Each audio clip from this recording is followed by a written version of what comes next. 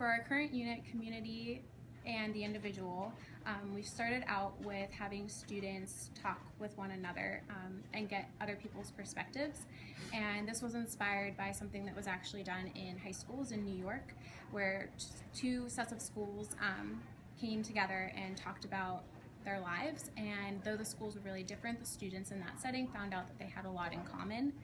And we wanted to bring that to our students because they have become fantastic writers throughout the course of our last loop with them. We have students who used to hate writing at the beginning of last year, and they've turned around and they're using figurative language, they're using sensory images, they are taking on other people's perspectives now with respect and dignity and maturity, and we're super proud of how they've been doing. So and that's what the exercise is all about, right? Is taking yes. on somebody else's point of view. Yes, and building up empathy. That's the whole underlying theme. So we started out with having students think about something in their life that they'd be comfortable with sharing with another person. And from there, they then thought about the events that made up that one experience. And we paired them up with people who we knew, because we have known them now for 2 years, we paired them up with people we knew that they didn't really talk to that much and would benefit from learning more about. And they told their story, and as they were telling their story, their partner asked them more in-depth questions, and then they switched and told the other person's story. And then as they were drafting, they found out that they needed more information because we had set a page limit for them. So they were asking smaller details like, what color is your car? How are you feeling? Was it cold outside? What did the weather feel like? What was your facial expression? Did your mom or dad say that with a smile on their face, or were they, whatever?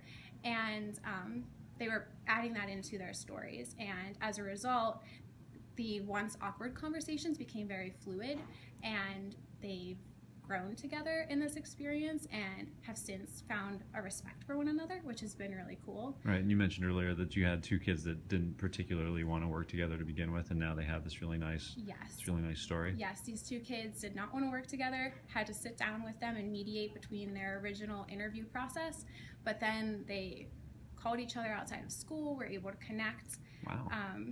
Yeah. Didn't know that. Yeah. They were able to connect with one another and really turn their work into something amazing. So. All right. Mrs. Linan, as far as differentiating this activity, do you have any further any thoughts? Some of the students that were differentiated, I ended up giving them a higher page limit than the entire community, and most of them met that expectation. A couple students are real reluctant to participate with other students, and they actually got and interviewed with people in their community. They helped each other write the stories with each other. When it came to sharing the stories, that was still a little bit difficult, but another community member stepped up and sat next to them and read that story for that student. So where in the past they would have ran from the room, they actually stayed and listened to their story and felt the feedback that came along with producing great writing. That's awesome. We also made some scaffolding to make sure that they had all of the pieces of the rubric met. So they were using the figurative language, the sensory imagery, and making sure when they presented that they were confident and comfortable. And those things were easy to see in the one that I just read really quickly. And they were really great community members to each other, or sometimes that can be a challenge with some of the students that need differentiation. They really stepped up and became part of the community throughout this whole activity. Awesome. And whenever they were sharing their stories, the entire community was silent throughout it, and they were engaged in listening. And we had students who wanted copies of their partner's work because they had written their story so well, and they were kind of nervous at first and hesitant to ask that person for a copy. And we had to explain, like, that's fantastic, they wrote your story so well that you felt the emotion all over again.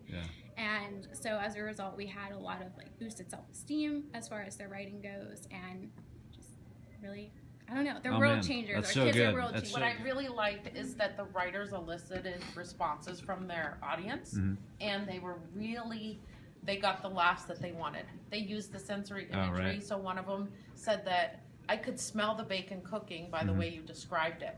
And some of them got teary from what the other students were reading, and they supported the people who were listening to their stories and maybe cried during their stories, because they did some really difficult topics, parental divorce, deaths of pets and family members. They took some really heavy topics and chose to share them with our community. And when they were in that moment of being upset, their other community members came up and supported them, and I thought that was really powerful. So it speaks to that empathy part that's the whole underlying theme. Great, thank you.